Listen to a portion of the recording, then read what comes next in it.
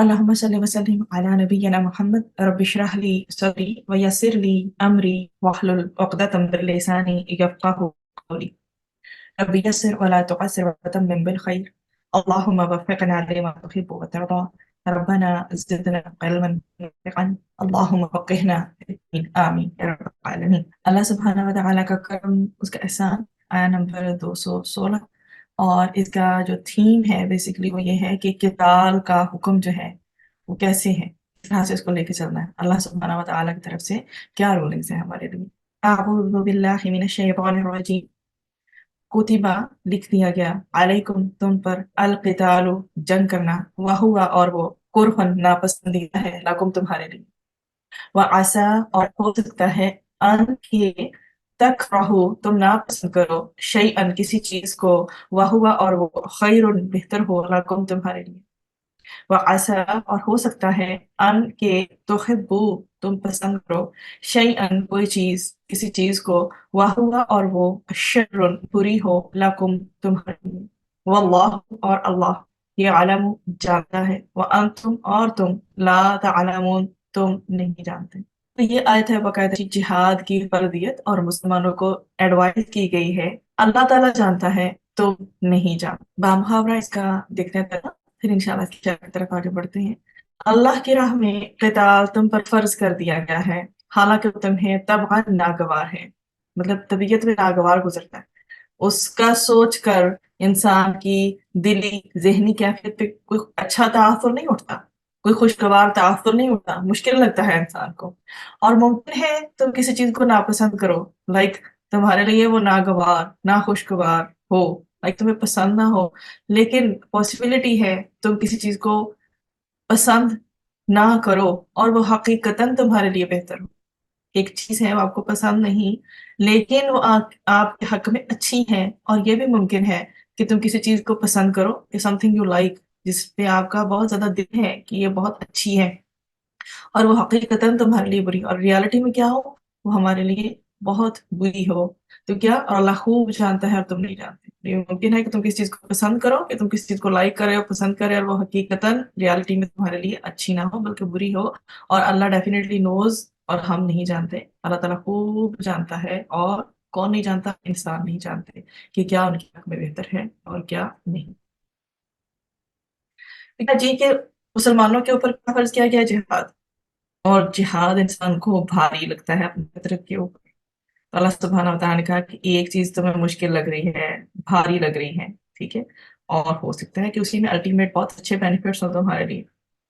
اور ایک چیز جو آپ کو پسند ہے کہ آسان ہے، easy to go, easy going ہے، اور اسی میں اس انسان کے حق میں شر چھپا ہوا ہو،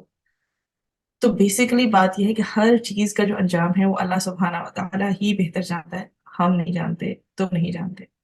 یہاں پر بیسیکلی تکرار ہے، وَأَنْتُمْ لَا تَعْلَمُونَ، اور تم نہیں جانتے۔ اس میں ہمارے پاس کرہن کا لفظ آیا ہے، کاف را اور ہا سے، کیا ہے؟ ناپسندیدہ ہے، ناگوار ہے، ناپسند ہے، اور پھر اس کے بعد عین سین یا دو بار آیا ہے، عسا، اور ہو سکتا ہے، شاید، ممکن ہے، ہو سکتا ہے، عنقریب کے میننگ میں یوزلی آیا کرتا ہے، شر، شر، شین را، را اس کے حروف اصلیہ ہیں، اور برائی سے مراد ہے شر یا عیب وغیرہ اس سے مراد۔ اب اس کو انشاءاللہ پورشنز میں دیکھتے ہیں۔ کتب علیکم القتال وہو کرہ لکم، تم پر قتال فرض کر دیا گیا ہے، کتب علیکم القتال وہو کرہ لکم، تم پر قتال فرض کر دیا گیا ہے حالانکہ وہ تمہارے لیے ناپسندیدہ ہے۔ اللہ تعالیٰ نے قتال کو فرض کیا ہے اس لیے کیونکہ پہلے مسلمان کمزور تھے، پھر وہ ہجرت کر کے مدینہ آ گئے تو انہیں قتال کا حکم دیا گیا، وَهُوَ اور وہ کرہ لکم ناپسندیدہ ہے تمہارے لیے، حالانکہ وہ کیا ہے؟ تمہارے لیے ناپسندیدہ ہے، you dislike it۔ خوف اور ہلاکت کے خطرے کی وجہ سے انسان یا ان کے نفس جہاد کو ناپسند کرتے ہیں، انہیں ناخوشگوار گزرتا ہے، حالانکہ قتال از این ایکچوئل نیکی، قتال ایک خالص پیور نیکی ہے جس کا بہت زیادہ ریوارڈ ہے، بہت ہی زیادہ اس کا اجر و ثواب ہے۔ ایک تو دشمن پر فتح کی صورت میں مال غنیمت بھی ملتا ہے اس میں، پھر انسان جو ہے اپنی جان اور اپنے مال پر اپنا حق سمجھتا ہے. یہ ایک انسان کی فطرت ہے کہ انسان اپنی جان ہے یا اپنا مال ہے جتنے بھی اس کے پاس وقت ہے اس پر اپنا نا حق رائٹ سمجھتا ہے. اور اسلام کا مطالبہ کیا ہے؟ اسلام ہمیں کیا کہتا ہے یا اسلام ہمیں کیا بتاتا ہے؟ اسلام کا مطالبہ یہ ہے کہ دوسروں پر بھی خرچ کرو. یہ دونوں کا بالکل مختلف ہیں، اس لیے انسان کو کیا گزرتے ہیں؟ ان پلیزنٹ گزرتے ہیں، ناگوار گزرتے ہیں. اب یہ جو کتال جو ہے فی سبیل اللہ، کتال بھی وہ جو اللہ کے راستے میں اللہ کے کلمہ کو بلند کرنے کے لیے کیا جائے. تو یہ کیوں اسلام نے مطالبہ کیا ہے اس کا انسانوں سے؟ بیسیکلی دنیا میں رہنے کے انسانوں کے جو طریقے ہیں وہ دو طرح کے ہیں. ایک تو اللہ تعالیٰ کا بتایا ہوا میتھڈ ہے ہمارے سامنے جو وحی کے ذریعے انسانوں کے نالج میں آیا، اور دوسرا وہ میتھڈ ہے، جتنے بھی میتھڈز ہیں دوسرے کو جو پروسیس ہے جو اللہ تعالیٰ نے نہیں بنایا. ٹھیک، تو ایک تو ہمارے پاس وہ طریقہ ہے جو وحی کے ذریعے انسانوں کے علم میں آیا، اور دوسرا وہ ہے جو دوسرے وہ تمام طریقے ہیں جو رب نے نہیں بنائے، اور ڈیفینیٹلی پھر یہ انسانوں کے خود کے ایجاد کیے ہوئے خود ساختہ طریقے ہیں. اب یہ جو دونوں طریقے ہیں، دونوں فرض کریں دو گروپس کی علیحدہ علیحدہ اپروچ ہے زندگی کو گزارنے کی. تو ان زندگی کو اختیار کرنے والوں کے درمیان جب پھر اختلاف پیدا ہوتا ہے تو یہ اختلاف جو ہے وہ اس قدر زیادہ بڑھ جاتا ہے کہ نفرت اور دشمنی میں عموماً بدل جایا کرتا ہے. تو پھر انسانوں کے جو بنائے ہوئے طریقے ہیں ان کو برداشت نہیں کر سکتے، کیونکہ ایک طریقہ جس کی جو اللہ سبحانہ وتعالیٰ نے ہدایات دی ہیں یا انسٹرکشنز دی ہیں وہ بہترین ہو سکتا ہے انسان کے لیے، کیونکہ انسان کا خالق اللہ تعالیٰ ہے اور اللہ کو معلوم ہے کہ انسان کی کیا کمزوریاں ہیں، کیا اس کی پرسنالٹی میں ڈرا بیکس ہیں، کیا کمیاں ہیں جن کو مد نظر رکھ کے اللہ سبحانہ تعالیٰ نے رولز بنائے. تو پھر انسانوں کے جو میتھڈز سے یا ان کی وے آف اپروچ سے تھک جاتی ہیں، برداشت نہیں کر سکتے. تو عام طور پر ہوتا کیا ہے کہ اللہ سبحانہ وتعالیٰ کے طریقے پر جو لوگ چل رہے ہوتے ہیں، ایک تو وہ گروپ ہے جو اللہ تعالیٰ کے طریقوں پہ چل رہا ہے، ایک وہ ہے جو اس کے اوپر چل رہا ہے. تو پھر جو اللہ کے راستے پہ چل رہا ہے ایک گروپ، اس کا جو وے آف لائف ہے وہ اللہ تعالیٰ کے مخالفین کو پسند نہیں آیا کرتا. ٹھیک ہے، ایک ہے اللہ تعالیٰ کے سپورٹرز اور ایک ہے اللہ تعالیٰ کے طریقوں کے مخالف چلنے والے. تو دونوں کے آپس میں پھر کیا ہو جاتی ہے؟ تکرار ہو جاتی ہے. تو جب کبھی خدا مخالف قوتیں کوئی بھی سالڈ جو پروف ہیں یا دلائل دینے سے رہ جاتی ہیں، پیش نہیں کر پاتے دلائل، تو پھر وہاں پہ کیا ہوتا ہے؟ تشدد واقع ہوتا ہے. ایسا بازار تشدد کا گرم کر دیا جاتا ہے کہ اللہ والوں کے لیے سچے اور نیچرل طریقے پر زندگی جو ہے کے مطابق عمل کرنا مشکل بنا دیا جاتا ہے، بلکہ آلموسٹ امپاسبل بنا دیا جاتا ہے. تو ایسے میں اپنے جو ہے نظریے پر قائم رہنے اور انسانی جتنے بھی حقوق ہیں ان کی حفاظت کے لیے قتال فی سبیل اللہ واجب ہو جاتا ہے.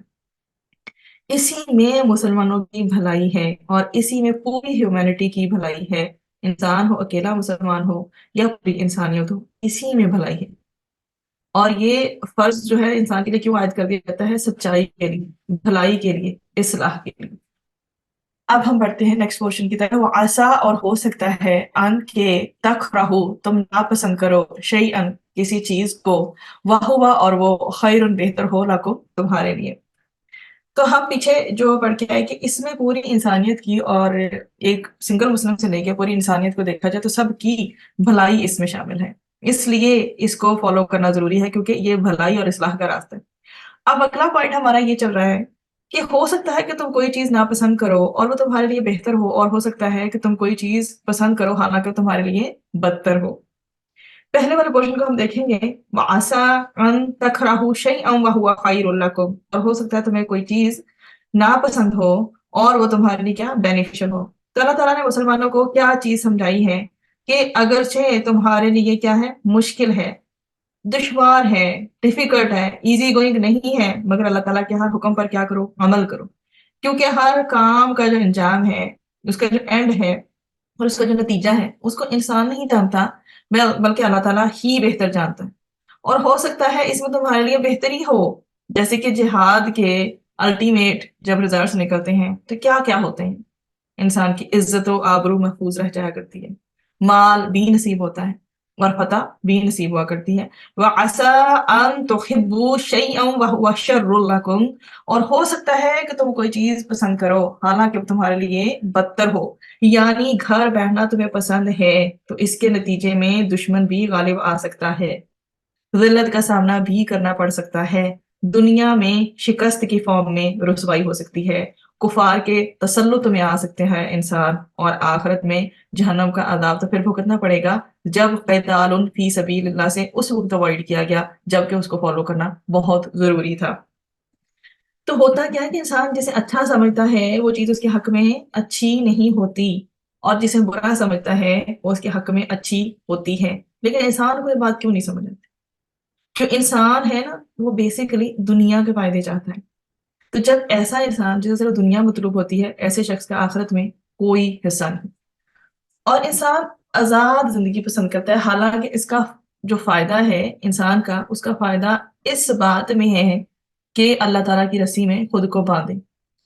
تو انسان قربانی والے دین سے خوش نہیں ہوتا اور اس دین کو چاہتا ہے جہاں معمولی کاموں پر جنت کی خوشخبری ہو۔ اس میں ہمیں باقاعدہ اس قتال فی سبیل اللہ کی روشنی میں جو اس کے فضائل ملتے ہیں وہ بھی کس قدر خوبصورت ہیں کہ ہمیں سیدنا ابو ہریرہ، سیدنا سہل بن سعد، سیدنا انس بن مالک رضی اللہ عنہم سے روایت ملتی ہے کہ رسول اکرم صلی اللہ علیہ وآلہ وسلم نے ارشاد فرمایا کہ اللہ تعالیٰ کی راہ میں ایک صبح یا ایک شام کو نکلنا ساری دنیا اور دنیا میں جو کچھ ہے اس سب سے بہتر ہے، بخاری۔ پھر سیدنا ابو ہریرہ رضی اللہ عنہ سے روایت ہے کہ رسول اکرم صلی اللہ علیہ وآلہ وسلم نے ارشاد فرمایا کہ قسم ہے اس ذات کی جس کے قبضہ میں میری جان ہے، ضرور میری خواہش ہے کہ میں اللہ تعالیٰ کی راہ میں قتل کر دیا جاؤں، پھر زندہ کیا جاؤں، پھر قتل کیا جاؤں، پھر زندہ کیا جاؤں، پھر قتل کیا جاؤں، پھر زندہ کیا جاؤں، پھر قتل کیا جاؤں، بخاری۔ اسی طرح سیدنا عبد الرحمن بن جبیر رضی اللہ عنہ سے روایت ہے کہ رسول اکرم صلی اللہ علیہ وآلہ وسلم نے ارشاد فرمایا کہ جس کسی بندے کے قدم اللہ تعالیٰ کی راہ میں غبار آلود ہو گئے اسے دوزخ کی آگ نہ چھوئے گی، بخاری۔ پھر سیدنا ابو ہریرہ رضی اللہ عنہ بیان کرتے ہیں کہ رسول صلی اللہ علیہ وآلہ وسلم نے فرمایا جو شخص اس حالت میں مر جائے کہ اس نے جہاد کیا اور نہ اس کے دل میں کبھی جہاد کا خیال آیا تو وہ نفاق کی ایک حالت پر مرا، صحیح مسلم۔ اور کس قدر فضیلت ہے اس شخص کی جو اللہ تعالیٰ کی راہ میں زخمی ہوتا ہے، اس میں بھی ہمیں بخاری کا ریفرنس ملتا ہے، اور سیدنا ابو ہریرہ رضی اللہ عنہ سے روایت ملتی ہے کہ ہمارے پیارے رسول محمد مصطفیٰ صلی اللہ علیہ وآلہ وسلم نے ارشاد فرمایا کہ جو شخص اللہ تعالیٰ کی راہ میں زخمی ہوا اور اللہ تعالیٰ ہی کو معلوم ہے کہ اس کی راہ میں کون زخمی ہوتا ہے تو وہ شخص قیامت کے دن اس حال میں آئے گا کہ اس کے زخم سے خون بہہ رہا ہوگا، رنگ تو خون کا ہوگا اور خوشبو مشک کی ہوگی۔ کس قدر خوبصورت بات ہے کہ اس کے زخم سے خون بہہ رہا ہوگا، رنگ تو اس کا خون کا ہوگا اور خوشبو مشک کی ہوگی، یہ بھی بخاری میں موجود ہے۔ واللہ یعلم وانتم لا تعلمون، اور اللہ تعالیٰ جانتا ہے اور تم نہیں جانتے۔ اس سے انسان کو کیا سمجھایا گیا ہے کہ جو معاملات ہیں، جو بھی لائف کے میٹرز ہیں، ان کی ایکچوئل جو ریالٹی ہے نا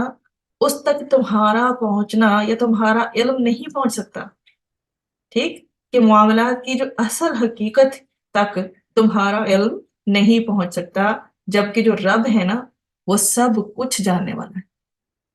تو یہاں پر ہمیں یہ سمجھانا مقصود ہے